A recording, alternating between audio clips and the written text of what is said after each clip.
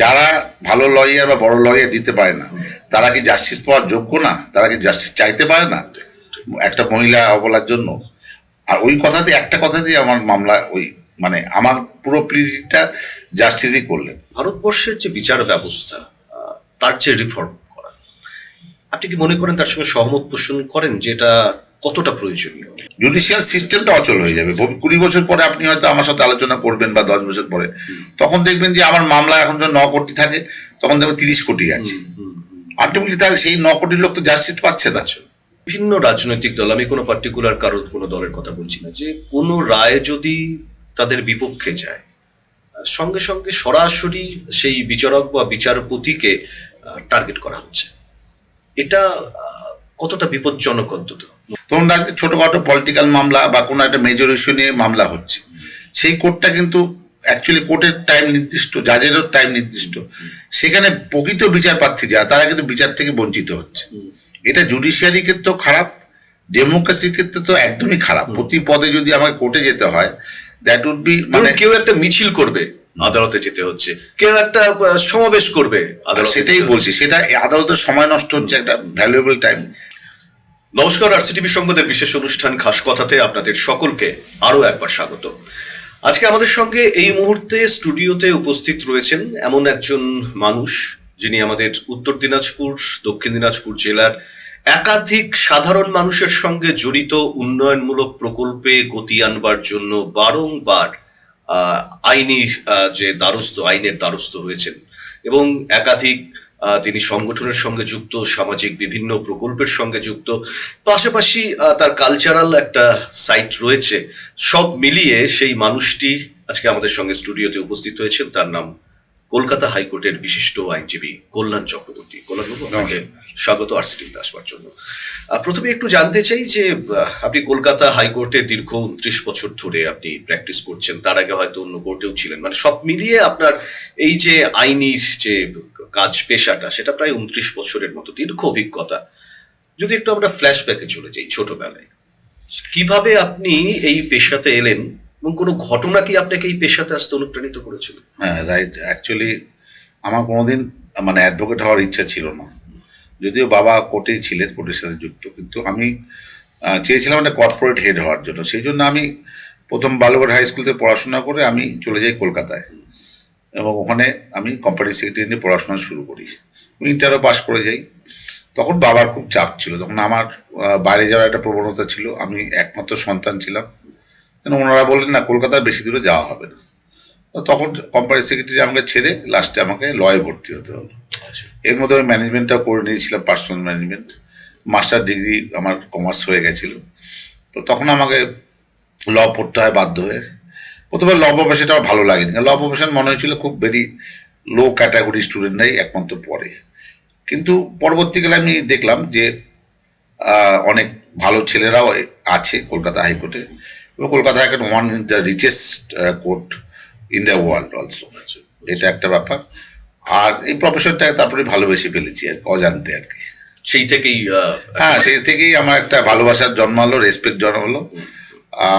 তাছাড়াও আমার একটা এই প্রফেশনে আসার একটা কারণ হচ্ছে, আমি তখন ওই সময় আমি যখন স্টুডেন্ট লাইফে মেরি জং সিনেমাটা দেখেছিলাম। আচ্ছা, মেরি জং সিনেমাটায় ওইখানে একটা নতুনের একটা ডায়লগ ছিল, যখন উনি অমরিশ পুরীর কাছে যান, তখন নতুন ডায়লগ বলেছে, যার কোনো পয়সা নেই সে কি আইনে বিচার পাবে না। এটা আমাকে খুব প্রফেশনে অনুপ্রাণিত করেছিল, এবং আমি প্রফেশনটা প্যাশন হিসেবে নিয়েছিলাম। আচ্ছা, আমি রোজগার করলে অনেক জায়গায় রোজগার অপশন আমার লাইফে ছিল, কিন্তু এই প্রফেশনটা আমি ভালোবেসে নিয়েছিলাম। হয়তো রোজগারের ক্ষেত্রে আমি অনেক পিছিয়ে, কিন্তু আমার মানসিক দিক থেকে আমি অনেক এগিয়ে, এটা আমার মনে হয়। আপনার কি মনে রয়েছে যে প্রথম যেদিন আপনি একেবারে আদালত কক্ষে আইনজীবী হিসাবে প্রথম দিনের যে সওয়াল পর্ব, সেই স্মৃতি মনে আছে? কি অভিজ্ঞতা ছিল? প্রথম দিনে আইনজীবী পর্ব আমার খুব বড় কেস ছিল। আমার সিনিয়র অ্যাকচুয়ালি আমার বাবার বন্ধু ছিল, তার ফলে আমার সিনিয়র খুব আমাকে প্রথম লাইফে খুব ভালোভাবে কাজ শিখিয়েছিলেন। আমি ফার্স্ট ইয়ার থেকেই কোর্টে যেতাম, লয়েস পড়ার সাথে সাথে আমি আবার কোর্টেও যেতাম। কিন্তু বাবা বলতো যে কোর্টে যাবি, যখন প্র্যাকটিসই করবি তো কোর্টে যাবি। তো ফার্স্ট কেস আমার ছিল হচ্ছে আর্য চৌধুরী।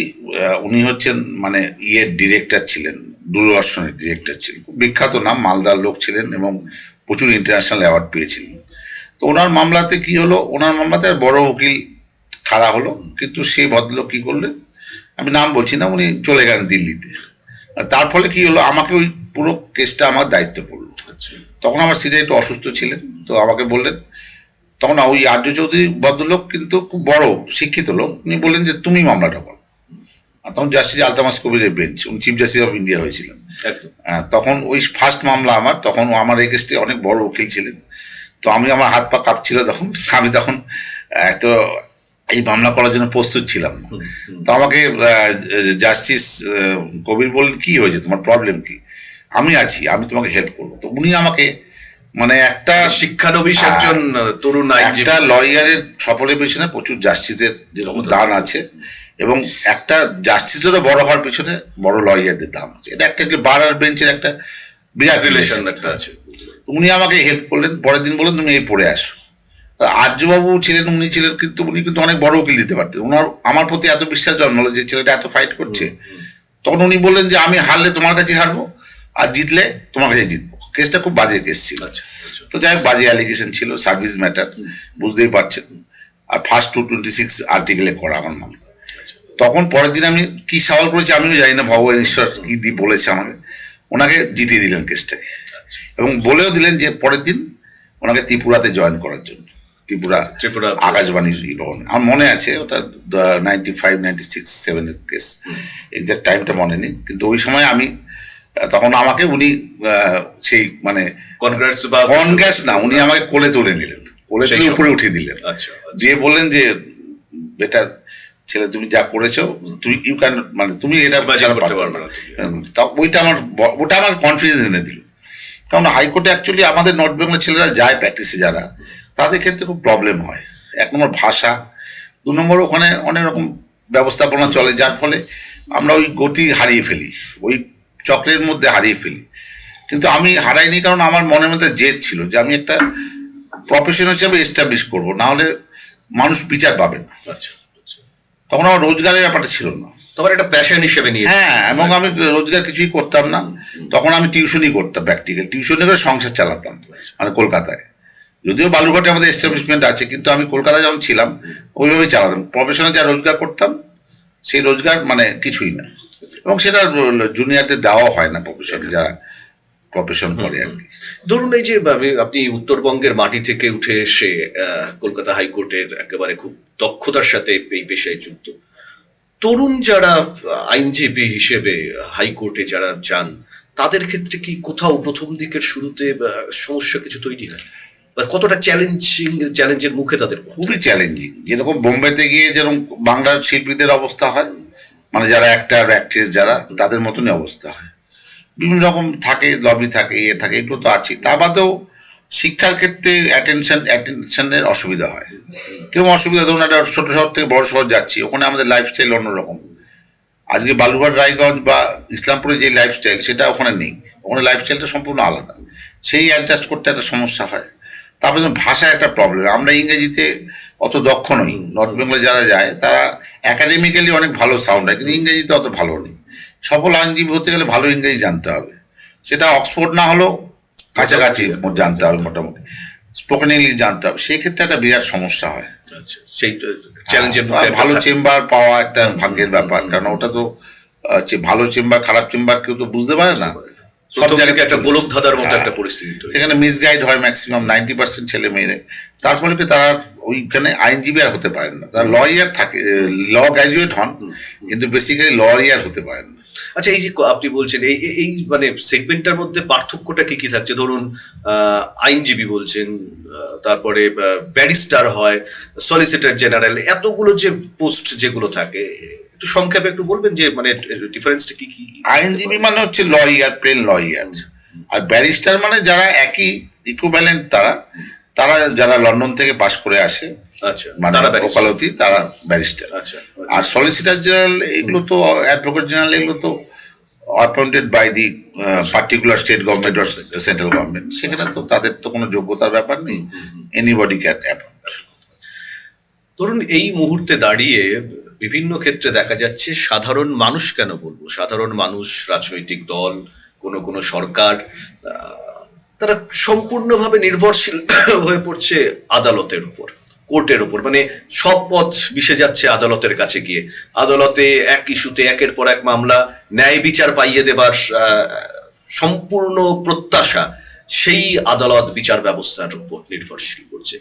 এই এত বড় একটা, আমি বলছি যে মানে সাধারণ মানুষের কাছে বিচার ব্যবস্থার প্রতি এতটা আবেদন কেন, মানে তারা এতটা ভরসাস্থল কেন? আমি দেখুন, আমি ডেমোক্রেটিক কান্ট্রি অনেক ঘুরেছি, বিদেশেও গেছি, আমি পড়াশোনা বা রিসার্চ যে কোনো যা কার্যে গেছি।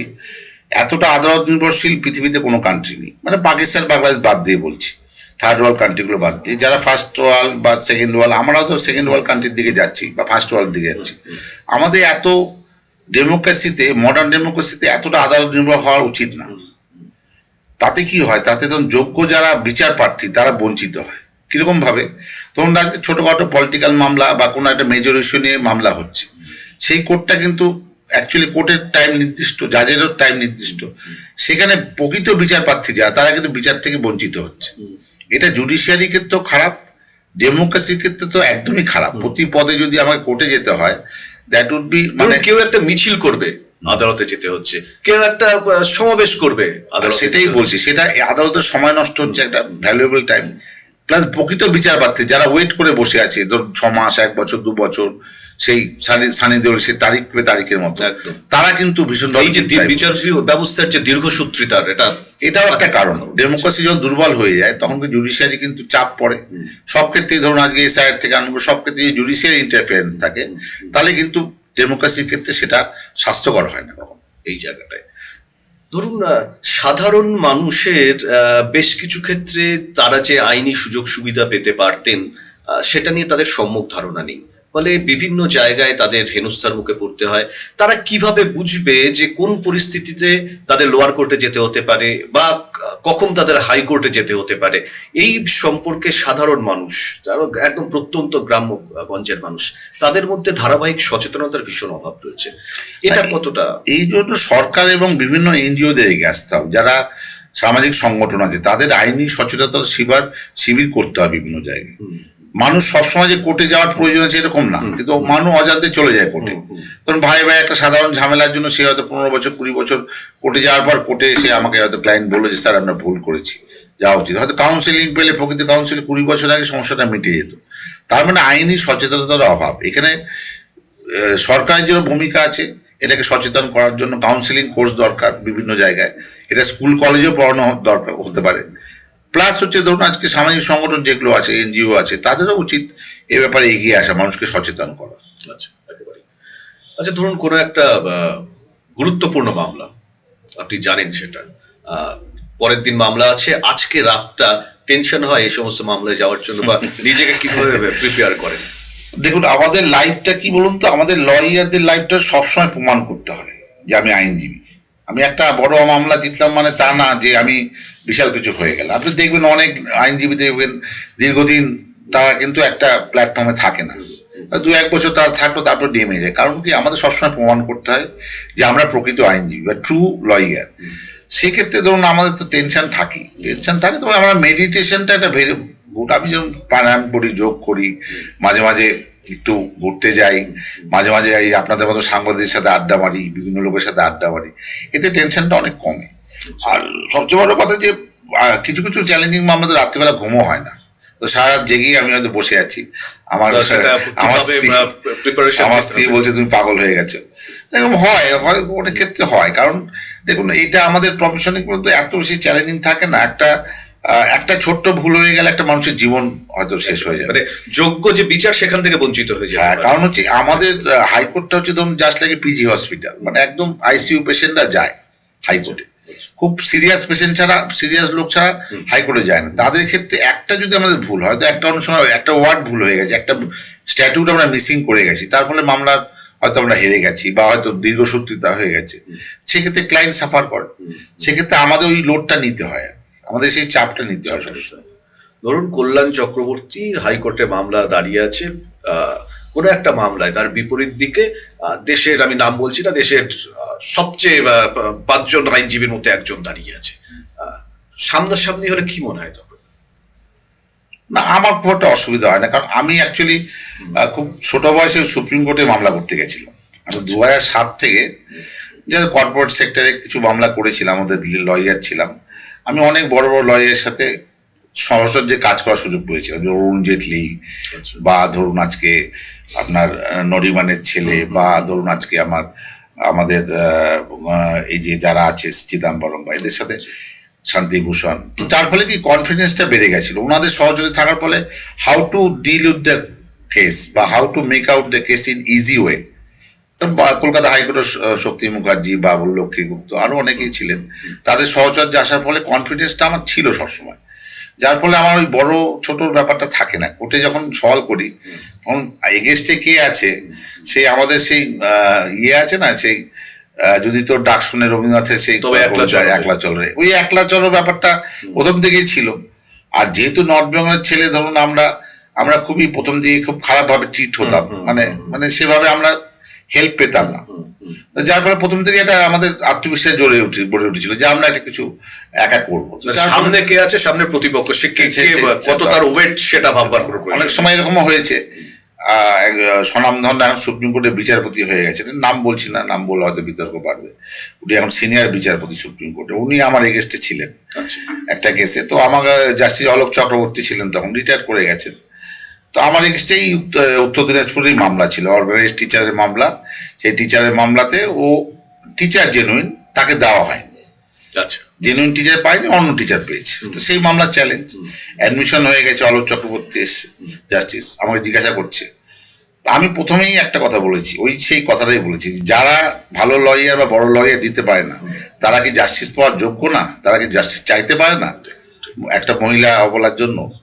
আর ওই কথাতে, একটা কথা দিয়ে আমার মামলা, ওই মানে আমার পুরো প্লিটা জাস্টিসই করলেন। সেখানে তো সেইরকম ট্যাকটিক্স আমাদের নিতে হয়, কারণ অনেক সময় দেখা যায় যে আমরা হয়তো ওয়েটে কম হয়ে গেল, তো সেসব মাঝে মাঝে নিতেই হয় আমাদের। একদমই তাই। এগুলো স্ট্র্যাটেজির মধ্যেই পড়ে আর কি। এখানে কল্যাণবাবু, আমরা আলোচনায় থাকবো, তবে তার আগে আমরা একটা বিরতি নিচ্ছি। বিরতির পর আমরা ফিরে আসছি আমাদের আজকের আলোচনায়, যেখানে আমাদের সঙ্গে আজকে স্টুডিওতে উপস্থিত রয়েছেন কলকাতা হাইকোর্টের বিশিষ্ট আইনজীবী কল্যাণ চক্রবর্তী। धीमा इंटरनेट आपको रोक रहा है? शहर के सबसे तेज कनेक्शन पर स्विच करें। आरसी टीवी ब्रॉडबैंड 20 Mbps से लेकर 250 Mbps तक की तेज स्पीड का आनंद लें। বিরতির পর ফিরে এলাম আমাদের খাস কথার অনুষ্ঠানে, যেখানে আমাদের সঙ্গে আজকে স্টুডিওতে উপস্থিত রয়েছেন কলকাতা হাইকোর্টের বিশিষ্ট আইনজীবী কল্যাণ চক্রবর্তী। কল্যাণবাবু, বিরতিতে যাওয়ার আগে আমরা কথা বলছিলাম, এবার আপনার কাছে জানতে চাইবো যে আপনার একাধিক গুরুত্বপূর্ণ মামলা, সেটা কালিয়াগঞ্জ বুনিয়াদপুর রেল লাইন হতে পারে, সেটা চা বাগানের যে সমস্যা নিয়ে আপনার মামলা হতে পারে, আপনার এইমস ডে মামলা হতে পারে। এই যে জেলার সাধারণ মানুষের দীর্ঘদিনের যে বঞ্চনা, তাদের সুরাহা দিতে আপনি একের পর এক গুরুত্বপূর্ণ মামলা কলকাতা হাইকোর্টে আপনি করেছেন। সেই বিষয়গুলো সম্পর্কে একটু জানাবেন। অ্যাকচুয়ালি দেখুন, উত্তরবঙ্গ থেকে দক্ষিণবঙ্গে যারা মামলা করতে যায় তারা হারিয়ে যায়, রাস্তাতেই হারিয়ে যায়।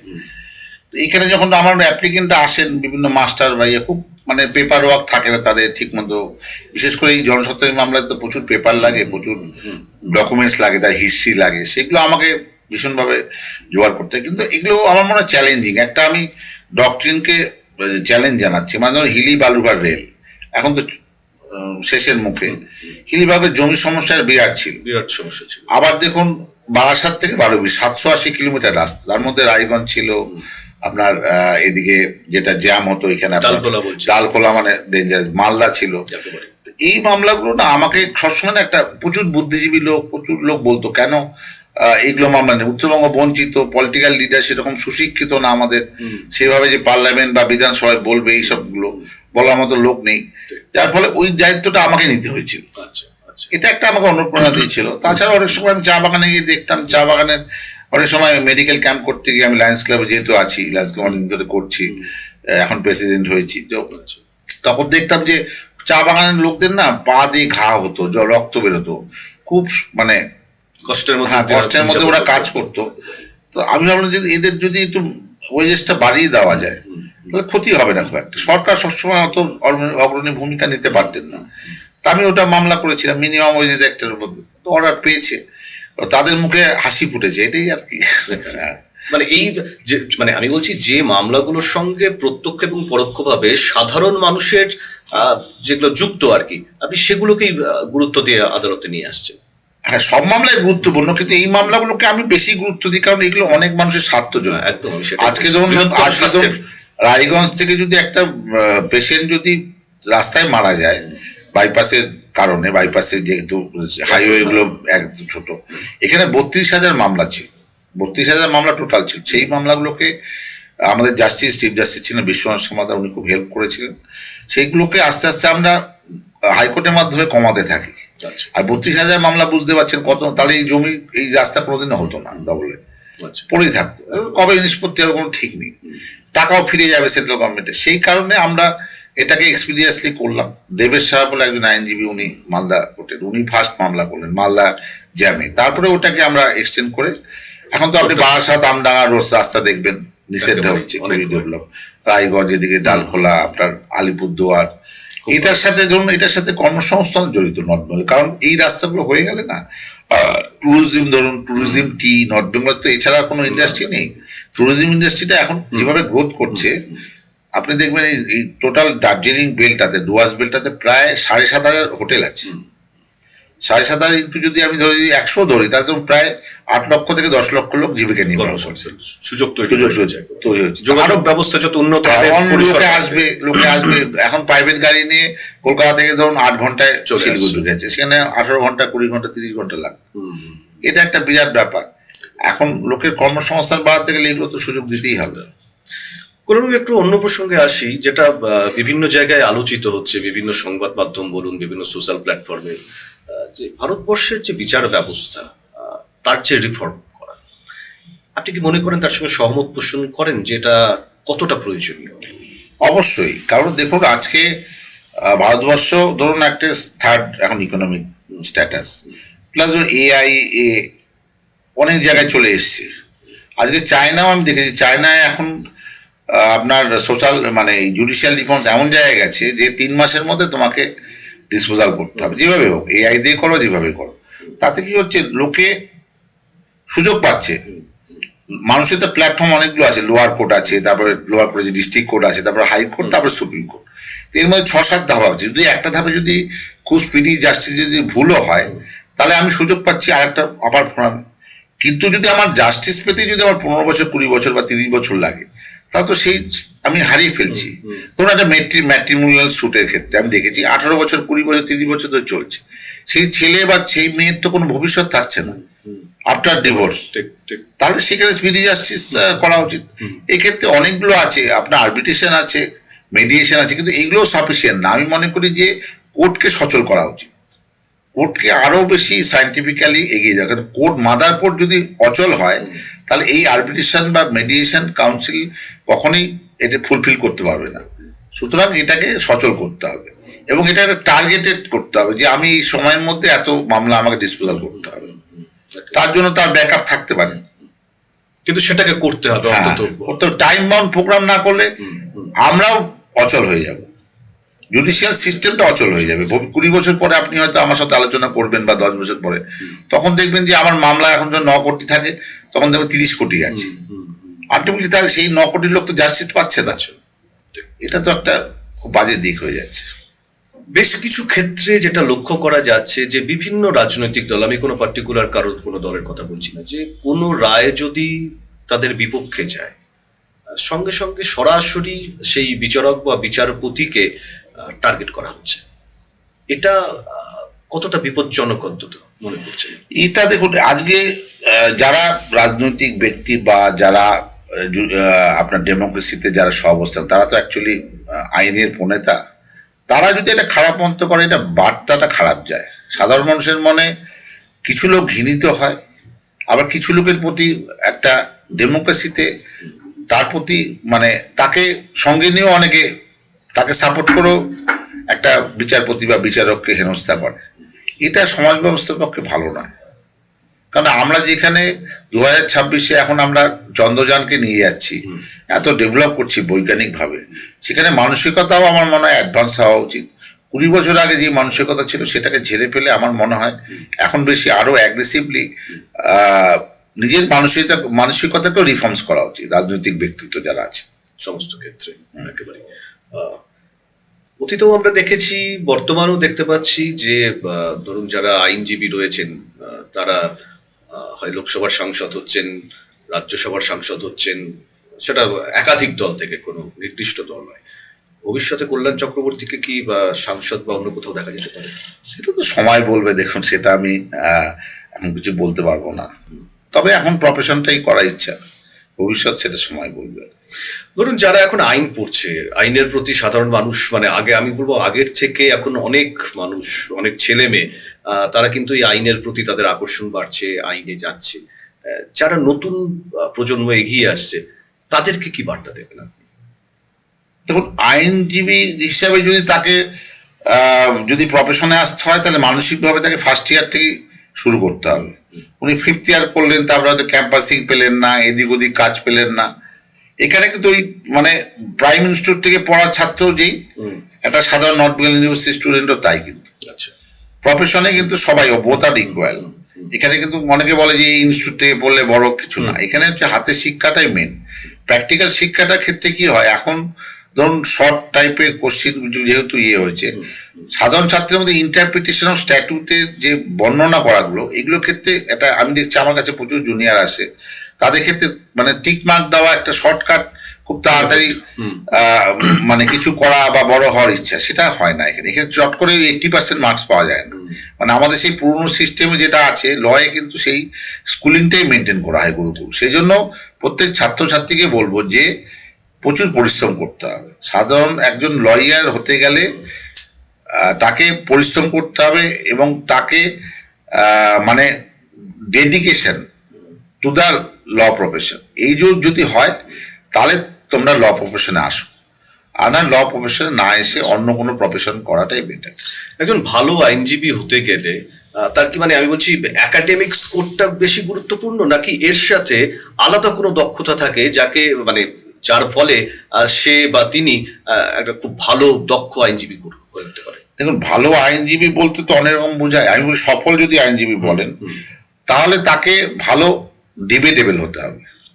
দ্বিতীয়ত, কারণ আমাদের প্রফেশনে কি হয়, ইনস্ট্যান্ট সবকিছু করতে হয়। একটা আদার সাইড কি পয়েন্ট বলবে আমি জানি না, ইনস্ট্যান্ট আমাকে ডিসিশন নিয়ে আমাকে আর্গুমেন্ট করতে। সুতরাং আমাদের কিন্তু দক্ষতাটা অনেক বেশি অনেকের থেকে।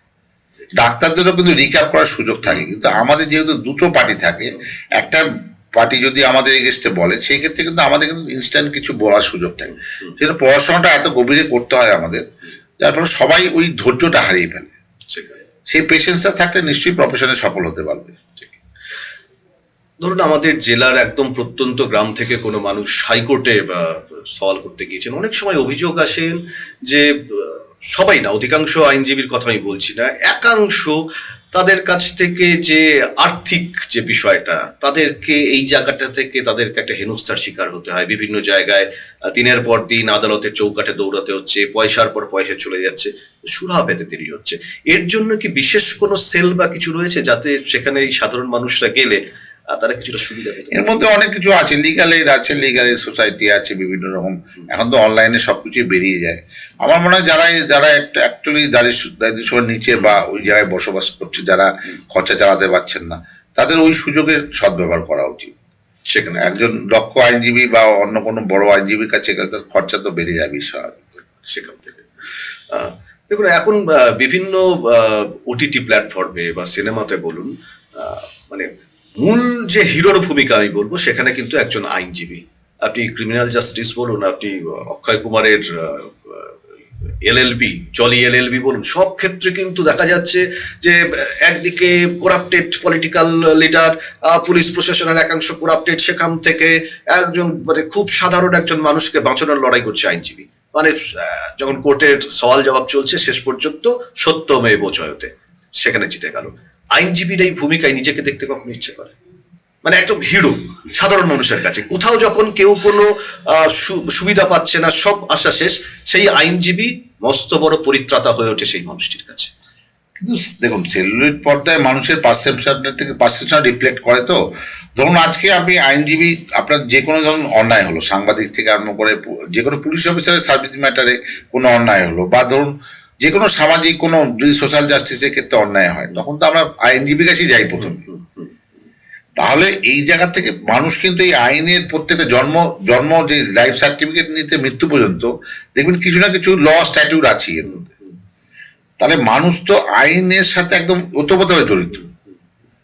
আপনি যেমন গ্রামের লোক অনেকে আছে ডাক্তার দেখান, ডাক্তার বিশ্বাসই করে না, বলে আমরা এমনি মরে যাবো, কিন্তু তারাও কিন্তু কোর্টে যায় জমি জমার মামলা। তার মানে আইনের ব্যাপারটা কতটা গভীরে। সুতরাং প্রত্যেকটা মানুষকে স্পর্শ করছে আইনটা, আইন ব্যবস্থাটা কিন্তু প্রত্যেকটা মানুষকে স্পর্শ করছে। তাহলে এই যে তাহলে সামাজিক মানুষ তো দেখছে যে একটা লয়ের হিরো মানে কি, তাকে হিরো করা হচ্ছে কি জন্য, তার মানুষের পাবলিক পারসেপশন থেকে করা হচ্ছে, যার ফলে কি হচ্ছে তারা ওইখানে হচ্ছে এবং সেই সিনেমা হিটও করছে।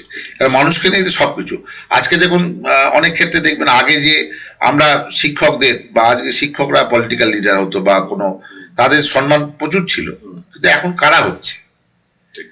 মানে সামাজিক বিন্যাসটা হয়তো পাল্টে যাচ্ছে মোটামুটি জায়গাটাতে। সেখানে একটা কোয়ালিটির ব্যাপারটা চলে আসছে, কোয়ালিটি একটা।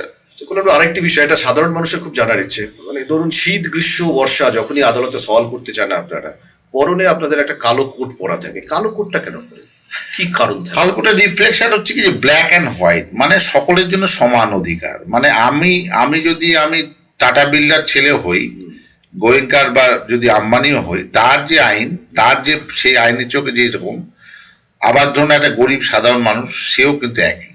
আচ্ছা, এই ডিসক্রিমিনেশনটা নেই। মানে আর্টিকেল 14 14 আর্টিকেল যে 14 আছে কনস্টিটিউশনে, সংবিধানে, সেটাকে মানে রিফ্লেক্ট করে। এবং ভারতীয় দেখবেন এই যে সংবিধানটাও কিন্তু ঠিক ওইভাবেই তৈরি হয়েছে যে সকলের ভালো করার জন্য। আপনি যদি সংবিধানের ধারাগুলো দেখেন দেখবেন ফান্ডামেন্টাল রাইটস কি কি দরকার, right two religion, right to speech, right two protection of animal, এসব প্রত্যেকটা কিন্তু সমাজের ভালো করার জন্য করা হয়েছে। একেবারে সেই জন্য এই প্রেক্ষাপটে কিন্তু ব্ল্যাক অ্যান্ড হোয়াইট। সেই জন্যই মানে ব্রিটিশটা আমল থেকে ব্রিটিশটাই ফার্স্ট এটা চালু করেছিল ব্ল্যাক অ্যান্ড হোয়াইট। তারপরে তো টোটাল ব্রিটিশদের আইনি ব্যবস্থায় মোটামুটি চলছে ধরুন সিস্টেমটা। মানে সেটার কি পরিমার্জন কিছু করার দরকার মনে হয়? মানে এখনো আপনারা বিচারপতি যারা রয়েছেন, সম্মানীয় বিচারক বা বিচারপতি, তাদেরকে এখনো মাই লর্ড বা মাই বলতে না, এখন ওটা শিথিল হয়েছে। মাই লর্ডের জায়গায় স্যার বলা যায়, ম্যাডাম বলা যায়, অনেকে স্যার বলেন, ম্যাডাম বলেন। কিন্তু ওই যে প্রচলিত ব্যাপারটা আছে বলে সবাই মাই লর্ড বলতে অভ্যস্ত হয়ে গেছেন। কিন্তু অনেক কিছুই বলা যায়, মানে সেরকম কোনো হার্টের অনেকটা জায়গায় শিথিল হয়েছে। শিথিল হয়েছিল। আর এই যে এখন যেটা মানে এই যে আইনগত যে এটা চেঞ্জ হলো, মানে একটা সময় আপনাদের আইপিসি ছিল, এখন কেন্দ্রীয় সরকার আমলে নতুন যে নামকরণটা করা হলো আর কি, ভারতীয় ন্যায় সংহিতা। এই দুটো, এই যে চেঞ্জেসটা হলো, এটা দুটোর মধ্যে কি কোনো পার্থক্য কি কিছু আছে? না দেখুন, এটা তো 188 বছর আগেকার আইন ছিল আইপিসি সিআরপিসি, এটা চেঞ্জ দরকার ছিল। কারণ ধরুন কিছু কিছু ক্ষেত্রে ধরুন যে আজকে ডিজিটালাইজেশন যুগ, ডিজিটাল এভিডেন্স, তারপর ধরুন ভার্চুয়াল তার স্টেটমেন্ট, ধরুন একটা বয়স্ক লোক আছে দূরে আছে, তাকে আমি ভার্চুয়াল 161 স্টেটমেন্ট নিতে পারি, এগুলোর একটা রিফর্ম দরকার ছিল।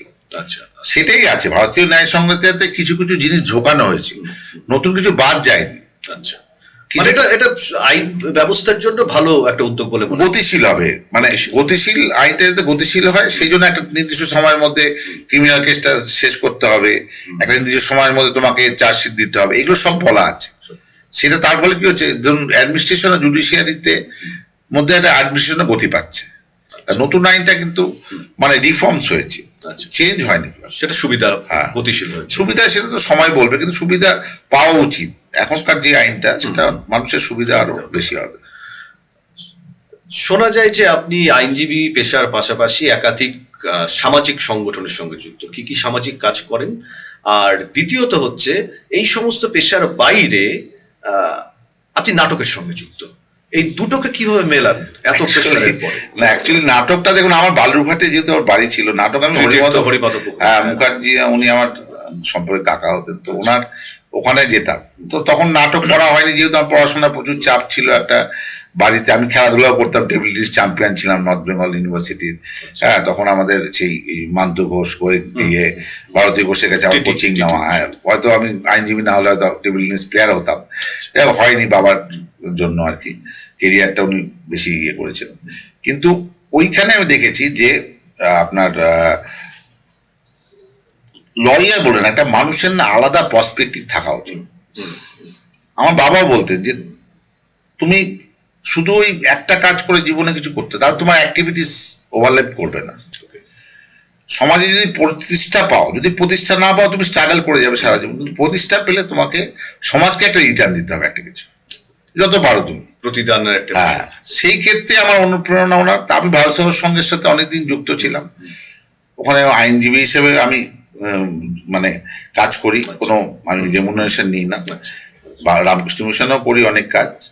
তো ওটা আমাকে স্বামীজি বললেন, আমি বলে আমার নামে রাখবেন অ্যাকাউন্ট, যখন আমি থাকবো না বা ইয়ে হবে তখন আপনি ওটা সবাইকে বিলিয়ে দেবেন, এরকম হয় কথা। আচ্ছা। তো তাছাড়া ধরুন এই লায়ন্স ক্লাবে কাজ করি, লিগাল এড সোসাইটিতে অনেক জাস্টিস আমাকে অনুপ্রেরণা দেন, তোমার মতো ছেলে আসলে আরো 10টা ছেলে আসবে, অনুপ্রেরণা হবে। আমি দেখি যে জীবনে ওই বছরে হয়তো আমাকে 15 ঘন্টা সময় দিতে, 15 ঘন্টা আমি আড্ডা না মেরে ওই জায়গাটা সময় দিই। এইভাবে টাইম ম্যানেজ, যেহেতু আমি ম্যানেজমেন্টের স্টুডেন্ট, টাইম ম্যানেজমেন্ট করে চেষ্টা করি আর কি, যতটা ভালো করা যায়। সংক্ষেপে জানতে চাইবে নাটকের সঙ্গে মানে এখন কোথায় যুক্ত রয়েছেন? নাটকে আমি আমাদের হাইকোর্টে যে ড্রামাটিক সোসাইটি আছে ওনার, আমি ওটার সেক্রেটারি দীর্ঘদিন ধরে আছি, দায়িত্ব দেওয়া হয়েছে। তো নাটকে ওই তখন থেকেই অজিত বাজার আমল থেকেই নাটকের একটা, তখন থেকে ওনাদের থেকেই আমার অনুপ্রেরণা। তারপরে আস্তে আস্তে ওই হাইকোর্টে প্রতি বছর নাটক হয়, আমি মানে ইয়ে করি, মেন সিংহভাগী পরিচালনার ব্যাপারগুলো থাকে। তো ভালো লাগে, মানে নাটকে করি কারণ আমাদের টেনশন জব। তো আমরা যদি কালচারাল কিছু অ্যাক্টিভিটি না করি তাহলে আমার মনে হয় লোকের এই যে হার্টের প্রবলেম, সমস্যা আরো বাড়বে। মানে স্ট্রেস ফ্রি লাইফ একটা লিড স্ট্রেস ফ্রি লাইফ অন্তত বছরে 2-3টে দিন যদি আমরা নিজস্বগতভাবে কালচারাল মানে নিজের সংস্কৃতিকে বাঁচিয়ে, বাঙালি সংস্কৃতি বাঁচিয়ে যদি কিছু করতে পারি। কারণ এখন যেভাবে অপসংস্কৃতি হচ্ছে, আপনি কোথাও যাবেন দেখবেন ওই 1 জানুয়ারিতে বাঙালির কোনো উৎসব না, আপনি ওই রোজ ডে, ভ্যালেন্টাইন্স ডে, এগুলো বাঙালির উৎসব না। বাঙালি বজায় রেখে আমরা হাইকোর্টে অনুষ্ঠান করি, সেখানে চিফ জাস্টিসও পার্টিসিপেট করেন, সুপ্রিম কোর্টের জাজেরাও আসেন, এটা একটা গেট টুগেদারের মতো হয় আর কি। সেটা ভালো লাগে। হ্যাঁ, ভালো লাগে নিশ্চয়ই। যদি বলা হয় যে আপনার প্রিয় সিনেমা কি? সিনেমা দেখেন না, দেখা হয়ে ওঠে না খুব একটা? না, এখন তো সময় হয় না। প্রিয় সিনেমা আমি একটা জীবনে দেখেছিলাম পঙ্কজ কাপুরের এক ডাক্তার কি মত। এক ডাক্তার। আচ্ছা। সেখানে দেখাচ্ছিল যে একটা সায়েন্টিস্ট, সে মানে পুরো জিনিসটাকে ইনোভেশন করলো, কিন্তু তার অ্যাওয়ার্ডটা সে পেল না। একেবারে যেমন বন্দে মাতরম, তখন বন্দে মাতরম নিয়ে এখন নাচানাচি করা হচ্ছে। বন্দে মাতরম যখন বঙ্কিমচন্দ্র লিখেছিলেন চট্টোপাধ্যায়, উনি কিন্তু সেই সমাদরটা পাননি। আবার ধরুন বিবেকানন্দ যেটা করেছিলেন শিকাগো বা তার পরবর্তীকালে, সেই সমাদরটা পাননি। সেই জন্য ওই সিনেমাটা আমার খুব অনুপ্রেরণা, বারে বারে দেখি আমি আর ভাবি যে ওনার অ্যাক্টিং তো খুবই ভালো। পঙ্কজ কাপুর আমার একটা, ওনার গ্রেট স্মিতা বাতিল, এরা খুব ভালো অ্যাক্টর আমার কাছে। অনেকের হয়তো ভালো লাগে না, কিন্তু আমার এদের। আচ্ছা, আইনজীবী যখন আপনি মানে কোর্টে প্র্যাকটিস করছেন, বিভিন্ন ক্ষেত্রে মামলা আসে, মানে ভীষণ পরিমাণে অনুসন্ধিৎস একটা ভূমিকা আপনাদের পালন করতে, মানে খুঁটে খুঁটে দেখতে হয়। সেক্ষেত্রে বিভিন্ন সিনেমা বা আমরা যে গল্পের বই টই পড়ি, সেখানে দেখা যায় যে সাহিত্যের প্রতি, মানে বিশেষ করে ক্রাইম যে আমাদের সাহিত্যগুলো আছে, ব্যোমকেশ বলুন, আমাদের আর্থার কোনান ডয়েলের শার্লক হোমস বলুন, এগুলো মাঝে মধ্যে একটু, হ্যাঁ, এগুলো আমি মাঝে মাঝে ওই পার্ট ওয়াইজে দেখি, আধ ঘন্টা 1 ঘন্টা যেগুলো হয় সিরিয়াল টাইপের, ওগুলো অনেক সময় ইয়ে করে, টু দেয় আমাদের। কারণ ম্যাক্সিমাম ক্লায়েন্ট কি করে, তাদের ভালোটা বলে, খারাপটা না বলে না। কারণ খারাপটা বললে থেকে তুলে আনতে না পারলে ওনাকে আমি ইয়ে করতে পারবো না, ওনাকে আমি রিলিফ দিতে পারবো না ফাইনালি। সেই জন্য আমাদের ওইটা একটা কর্তব্য হয়। সেই জন্য ওটা বের করতে গেলে আপনি যেটা বললেন, you are rightly said that, ওটা কাজ করে। শেষ প্রশ্ন আপনার কাছে, দীর্ঘদিনের আইনজীবী হিসেবে কাজ করছেন, সোশ্যাল অ্যাক্টিভিস্ট হিসেবে আপনার পরিচিত রয়েছেন, জীবনে এখনো কোন স্বপ্ন অপূর্ণ রয়েছে যেটা পাওয়ার জন্য আপনি এখনো রাত জাগতে রাজি? স্বপ্ন বলতে আমার ধরুন ইন্টারন্যাশনাল কোর্টে একটা ভালো কেস যদি পাই, জেনিভা, ওখানে গিয়ে আর্গুমেন্ট করা দেশের হয়ে, বা কোনো সামাজিক ন্যায়, এরকম যেরকম আমরা নর্মাল করছি, কোনো সামাজিক কোনো ন্যায়ের ক্ষেত্রে এরকম সুযোগ যদি আসে আমি করব। বিদেশে যাওয়ার কাজ করার অনেক সুযোগ হয়েছে আমার, আমি যাইনি আমার পারিবারিক কারণে, কিন্তু আমি ওরকম যদি হয় আমি, আমার একটা সব সেটা করতে। কল্যাণবাবু, অসংখ্য ধন্যবাদ আমাদের সঙ্গে আজকে স্টুডিওতে আসবার জন্য। আমরা এতক্ষণ কথা বললাম কলকাতা হাইকোর্টের বিশিষ্ট আইনজীবী এবং অবশ্যই সোশ্যাল অ্যাক্টিভিস্ট আমাদের কল্যাণ চক্রবর্তীর সঙ্গে। অনেক জানা অজানা তথ্য তার সঙ্গে আমরা শেয়ার করলাম। আশা করি আমাদের এই খাস কথার অনুষ্ঠান আপনাদের সকলের ভালো লাগছে। প্রতি রবিবার রাত 8:50-এ আরসিটিভি সংবাদের চ্যানেলে এটা অনুষ্ঠান দেখতে পাবেন। পাশাপাশি আরসিটিভির যে ফেসবুক চ্যানেল রয়েছে এবং আমাদের যে ইউটিউব চ্যানেল রয়েছে আরসিটিভি খাস কথা, আপনারা সেখানে সাবস্ক্রাইব করলে পরে আমাদের প্রতিটা এপিসোড আপনারা ইউটিউবের মাধ্যমে দেখতে পাবেন। সকালে ভালো থাকুন, সুস্থ থাকুন, দেখতে থাকুন আরসিটিভি সংবাদের বিশেষ অনুষ্ঠান খাস কথা। শুভরাত্রি, নমস্কার। This channel does not promote any violent or harmful or illegal activities. All content provided by this channel is meant for an educational purpose only.